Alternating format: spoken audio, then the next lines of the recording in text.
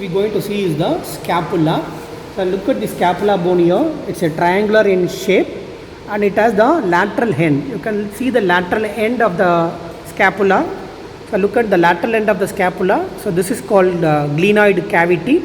So this will articulate with the head of the humerus bone to form the shoulder joint. And now we'll see detail of the scapula bone.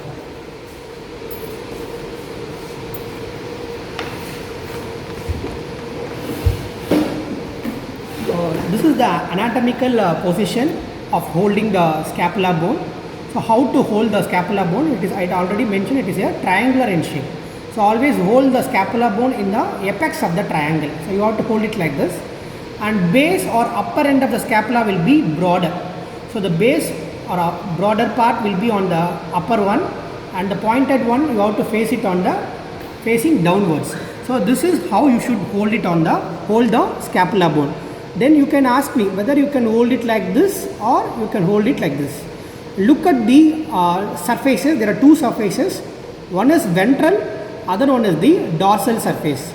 So the concave surface is the ventral surface. So this should be facing forward, and convex surface is the dorsal surface, which should be facing backward. So I am facing the convex part on the back side and concave ventral surface on the front side. Then broader part should be on the upper end and the pointed one should be on the lower end. So this is the exact anatomical position of holding the scapula. So it is a flat triangular bone. It has the base or the broader part, apex and the pointed one. Then it has two borders. So the one border you can see here where the glenoid cavity which is present, just inferior to the glenoid cavity, the border which is extending is the lateral border, and other border on the opposite side is the medial border. So always place the medial border towards the midline, and if you are going to place it like this, so this bone will belongs to the right side, because if a person is going to stand like this, if we are going to place it like this, his humerus will come and attach to the glenoid cavity. So this is the lateral portion, this is the medial portion, upper portion and lower portion. So this scapula, it belongs to the right side of the person. Suppose if the glenoid cavity which is going to face towards the left side, then it will be the left side of the scapula. So this is how you should able to differentiate the side determination of the scapula. Now we will go to the basic characteristic features of the scapula. So already mentioned, it has the base, it has the apex, it has two important border. One is the lateral border, other one is the medial border, then upper border of the scapula. Then it has three important angle. One is superior angle, inferior angle and then lateral angle. Then there are two important surfaces.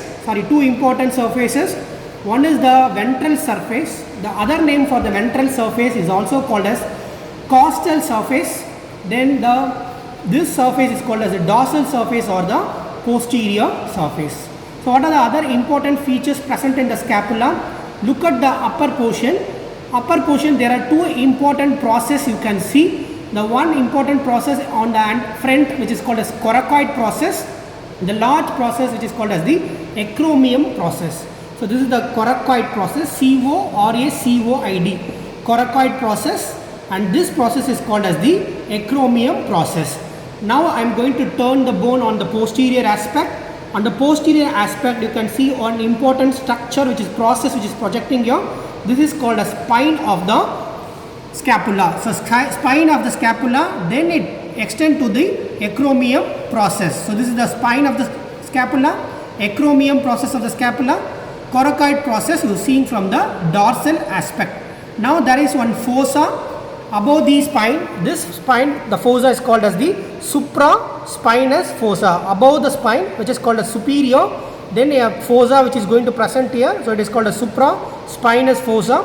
Below the spine, the space is called as the infraspinous fossa. The supraspinous fossa and then infraspinous fossa, and this is the lateral border and this is the medial border.